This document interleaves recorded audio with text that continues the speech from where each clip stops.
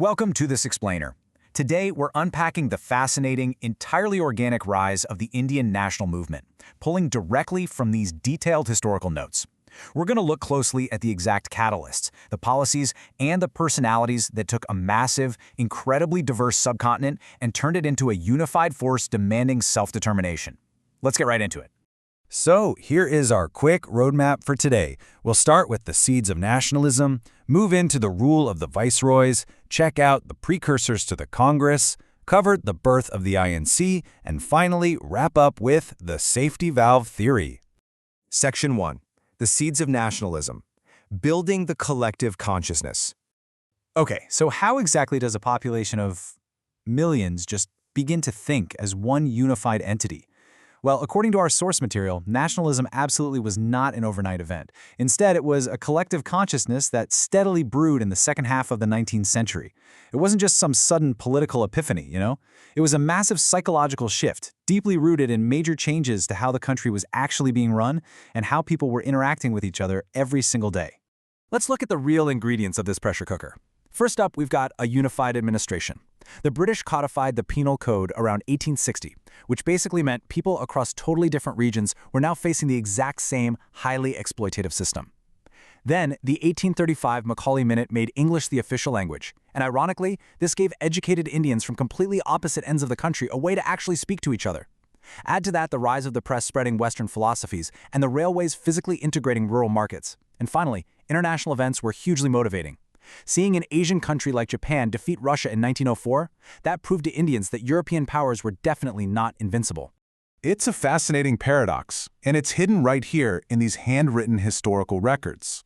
The very tools meant to control the population, like a uniform judicial system and a common English language, actually became the exact framework that allowed a unified national movement to communicate, organize, and eventually resist. Section 2.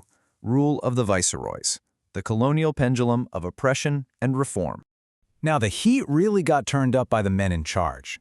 The unpredictable, totally pendulum-like policies of these four British viceroys deeply frustrated the Indian public and rapidly accelerated the momentum of the national movement. We have Lord Lytton in 1876, Lord Ripon in 1880, Lord Dufferin in 1884, and later Lord Curzon at the turn of the century in 1899, whose policy of divide and rule would just further provoke Indian nationalism. But to really grasp the frustration of this era, we need to zoom in on the dramatic shift between the first two. The absolutely crucial point here is the massive juxtaposition. On one side, you've got Lord Lytton's highly restrictive rules. He passed the Arms Act, allowing only the English to carry weapons, and he lowered the maximum age for civil services down to 19, specifically to keep Indians out. He even threw a massive celebration for Queen Victoria while Bengal was suffering through a terrible famine.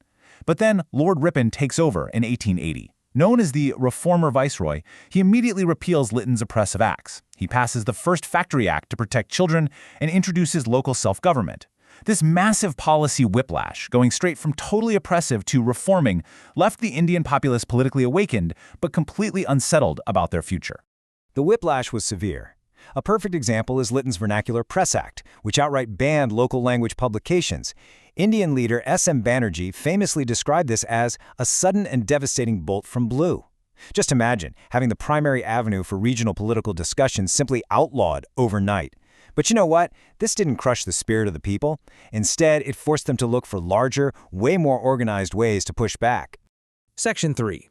Precursors to the Congress. Organizing the resistance. So as all this administrative pressure mounted, Indians didn't just complain, they started organizing.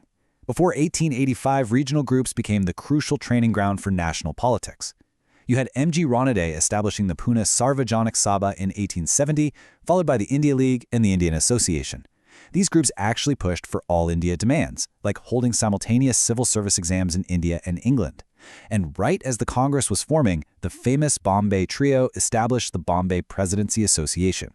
The big takeaway here? The creation of the Congress wasn't some sudden miracle. The groundwork was painstakingly laid over 15 years by these regional groups. Section 4. Birth of the INC. The whistle blows.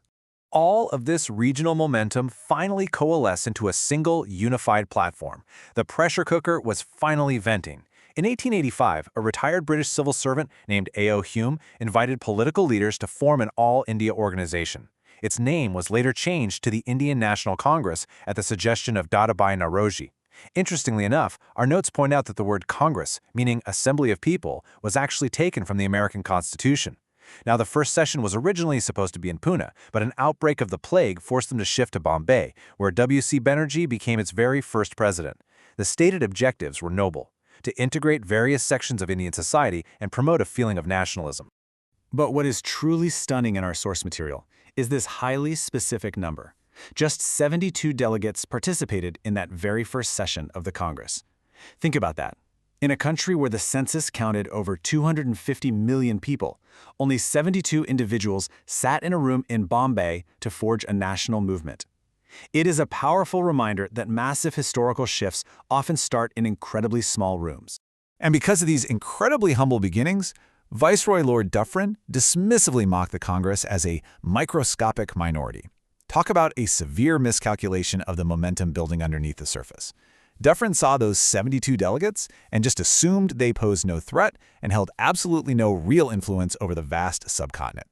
Indian leaders reacted sharply to this dismissal, with Dadabhai Naoroji famously countering that while they could tolerate Lytton, they should not tolerate Dufferin. Section 5. The Safety Valve Theory. Unintended Consequences. This brings us to a fascinating historical debate embedded right in the notes.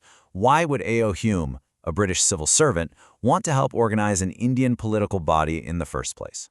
Well, according to the safety valve theory, the British actually allowed the Congress to form to release the building pressure of Indian frustration before it exploded into another violent rebellion. Just like a pressure cooker has a safety valve to let off steam so the whole pot doesn't blow up, this theory suggests the Indian National Congress was initially designed to be a harmless talking shop. It was literally meant to give educated Indians a place to vent their political grievances safely, entirely within the bounds of British control. This theory was heavily explored by Lala Lajpat Rai in his writings, highlighting the complex, almost paradoxical origins of what would ultimately become the primary vehicle for India's independence. Our source notes that William Weatherburn, who was A.O. Hume's biographer, actually forwarded the theory that Hume's main objective was just to consolidate the union between India and England. Lala Lajpat Rai picked up on this in his books Punjabi and Unhappy India, and he explained the safety valve theory extensively in his articles for Young India. He argued that the real objective behind establishing the Congress was directly to protect the interests of British rule in India. The ultimate irony, of course, is that the supposed safety valve eventually became the exact engine that drove the British out entirely. To wrap up this explainer, our source notes leave us with a really provocative historical trivia question to research further. Do you know in which session the resolution for Swaraj, or self-rule, was finally passed? We've traced the journey from the accidental unifiers of language through the chaotic rule of the viceroys all the way to a small room of just 72 delegates. The transformation of that microscopic minority into a massive force demanding absolute self-governance is literally a masterclass in how modern mass movements are born. So, I leave you to explore, when did that safety valve finally blow? Thanks for joining me in this look at the roots of Indian nationalism.